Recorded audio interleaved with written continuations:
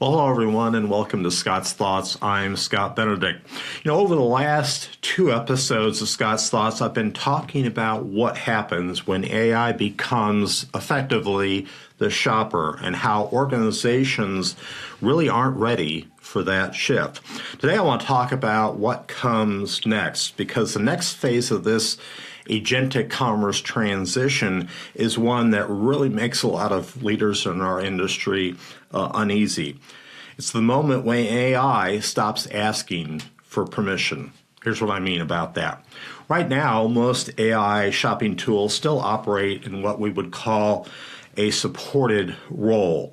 They help shoppers research, compare options, narrow down choices, and then in most cases, they still hand the final transaction back to the consumer or to the retailer or to the marketplace.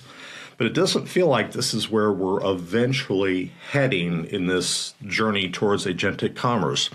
As the research that I cited previously from a software company called Miracle states, that work in agentic commerce makes it pretty clear that we're moving towards a world where AI agents don't just recommend products, they actually execute decisions. They place orders, they rebalance shopping baskets, they manage replenishment, and eventually they negotiate with other systems potentially on our behalf.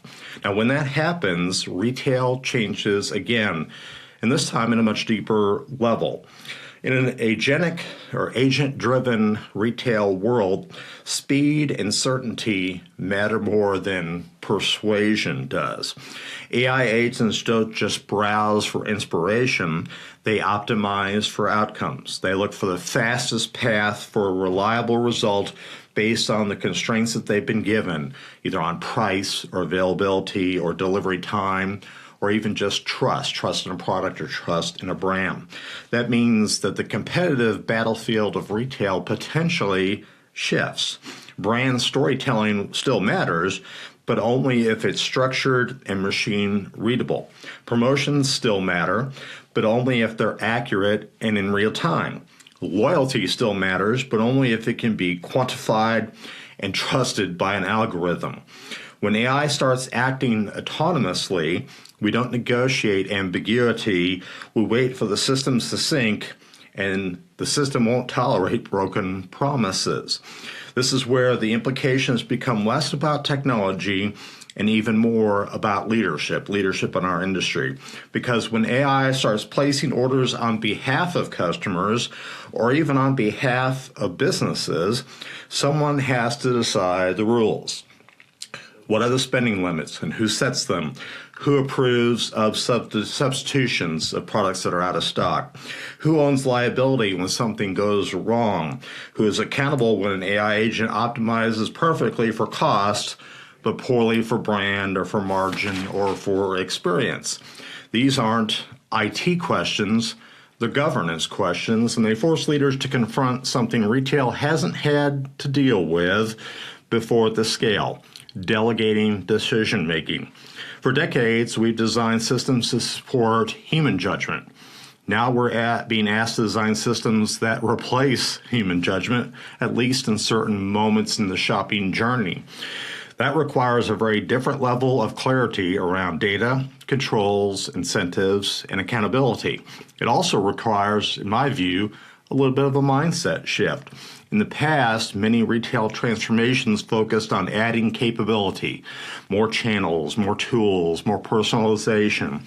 In the agentic era, the focus shifts towards restraint and precision, clear rules, clean data, explicit guardrails around how products are recommended or transactions are conducted. Because AI will do exactly what you tell it to do, just faster and without context unless you give it one.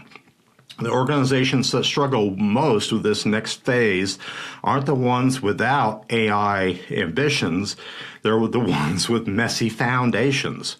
Fragmented pricing, inconsistent inventory, optimistic delivery promises, siloed functional ownership of different functions within the business. Autonomy amplifies everything, especially flaws. Organizations that lead are already starting to think a little bit differently. They're treating APIs as core infrastructure. They design data models assuming machines are the primary consumers of product information. They're investing in observability so that they can see not just what happened, but why an AI agent made the decision that it did. And they're having hard conversations early before autonomy becomes unavoidable. So here's a takeaway from this episode, and this is what it is. The question isn't whether AI can be trusted to make decisions in retail commerce. That's already happening. The real question is whether those decisions will be made with your systems or around them. Because in a world where AI no longer asks permission, the retailers that win won't be the ones that move the fastest or sound the smartest. They'll be the ones that are prepared to go into the future and into agentic commerce responsibility. That's going to be quite of a challenge, and it will be certainly interesting to watch. That's what I've been thinking about. I'm Scott Benedict.